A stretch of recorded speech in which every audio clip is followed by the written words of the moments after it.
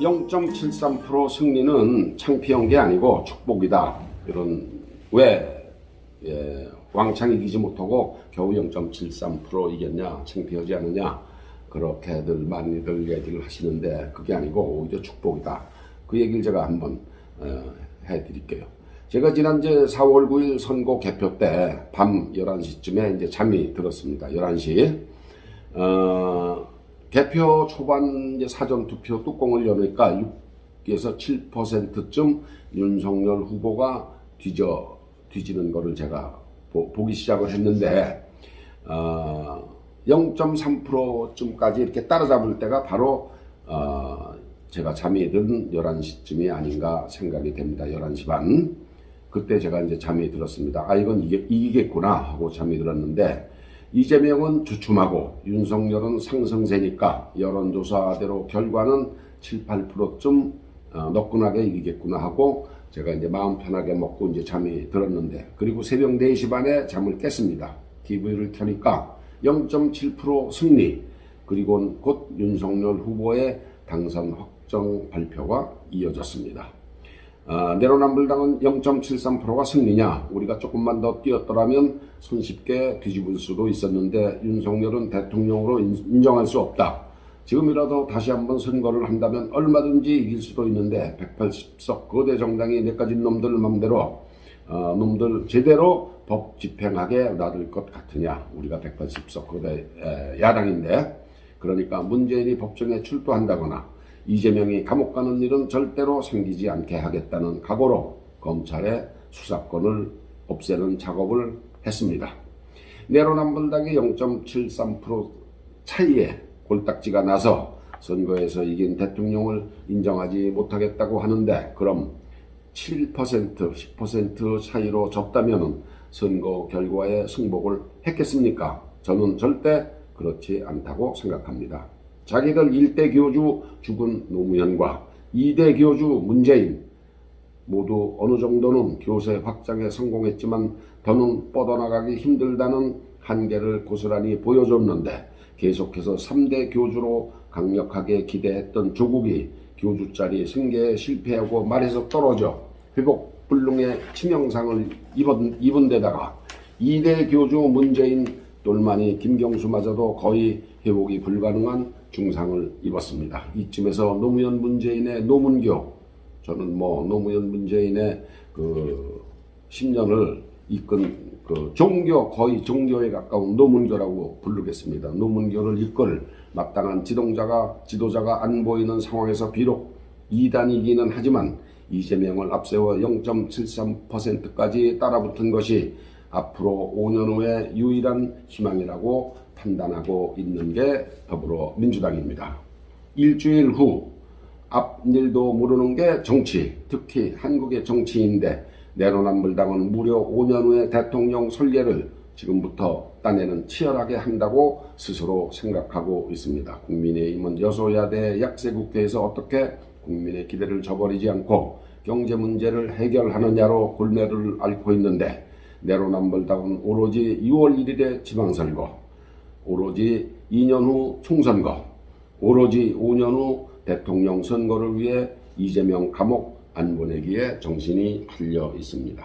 제가 7.3% 승리가 아닌 그 10분의 1, 0.73% 승리를 축복으로 알아야 한다는 말을 하지만 오만에 빠지지 않게 하느님이 경고한 거다. 그야말로 하느님이 경고했다는 그런 흔한 말을 하고 싶어서 축복이라는 말을 쓴 게 아닙니다.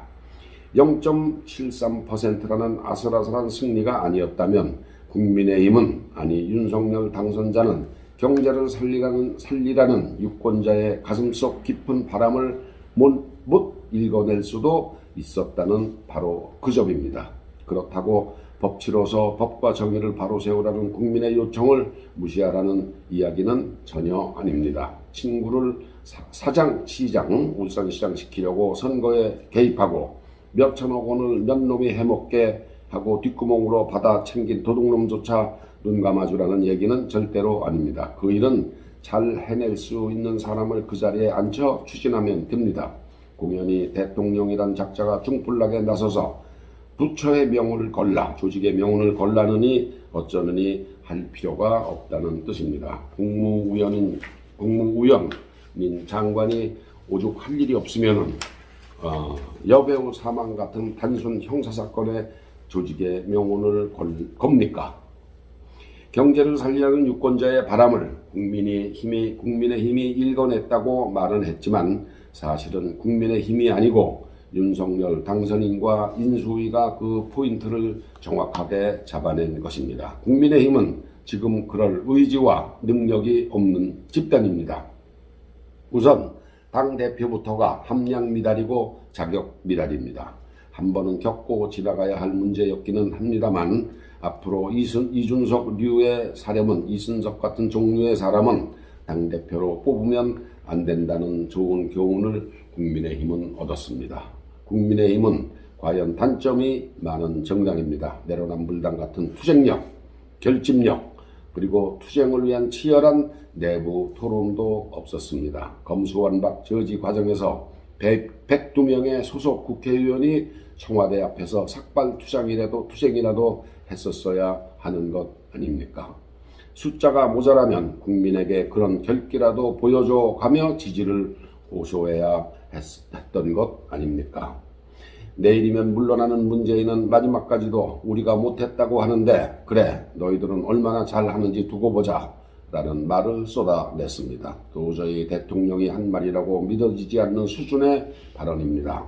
속마음이 어떻든 떠나는 대통령이라면 국가를 위해 나름대로 최선을 다했다. 다만 우리가 못한 모자라는 부분은 다음 정부가 채워주면 좋겠다라고 해야 마땅하지 않습니까?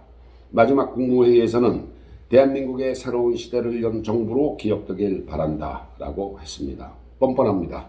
과연 건국 69년 동안에 쌓인 국가부채 650조를 자기 재임기간 5년 동안 1100조 무려 450조를 늘려서 1100조로 만들어 놓고 청소년과 유아, 아무것도 모르는 유아들, 다음 세대에게 빚을 떠넘겼습니다. 어른들도 무슨 말인가 잘 알아듣지 못하겠지만 이 청년과 어린이들이 과연 1100조라는 어마어마한 빚이 자기들한테 어깨 위에 얹혀져 있다는 사실을 알기나 하겠습니까? 작년 21년 부산시장 보궐선거에서는 부산을 내려가서 내로남불당 후보를 응원하느라고 가덕도를 보니 가슴이 뛴다.